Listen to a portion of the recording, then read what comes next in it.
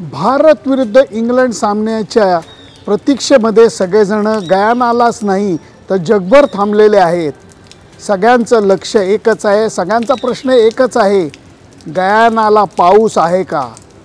आत्ता इथे सकाळ झालेली आहे आणि होय रिमझिम पाऊस मधनच पडतोय, परंतु हवामान खात्याच्या अंदाजाप्रमाणे हा पाऊस सामन्यात धुतला जाणार नाही असा राहणार आहे असं समजलेलं आहे। सकाळी साधारणपणे 8च्या सुमारास एक जोरदार सर येईल, दुपारी 1 वाजता जोरदार सर येईल, परंतु ICCने या सामन्यासाठी 4 अतिरिक्त तास राखीव ठेवलेले आहेत। त्यामुळे हा सामना पूर्ण होईल असं संयोजक आणि हवामान खातं दोघं सुद्धा खात्रीने सांगत आहेत। सुनंदन लेले, ABP माझा, गयाना। ABP माझा, उघडा डोळे बघा नीट।